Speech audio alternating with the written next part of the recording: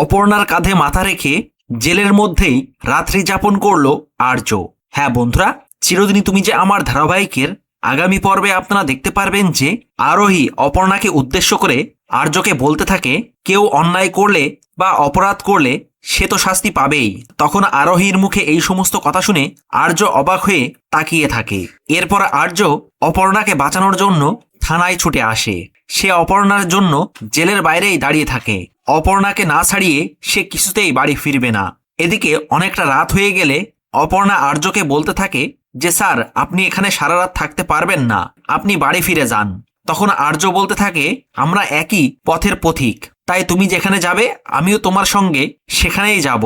এরপর দেখা যায় আর্য অপর্ণার কাঁধে কাঁধ রেখে জেলের বাইরে ঘুমিয়ে পড়ে। তো বন্ধুরা, কি ঘটতে চলেছে আগামী পর্বে? আর্য পারবে তো এই ষড়যন্ত্রের হাত থেকে অপর্ণাকে বাঁচাতে? সেই সবটা জানতে চোখ রাখুন ধারাবাহিকের নেক্সট এপিসোডে। ভিডিওটি ভালো লাগলে লাইক, শেয়ার ও সাবস্ক্রাইব করে সাথে থাকুন।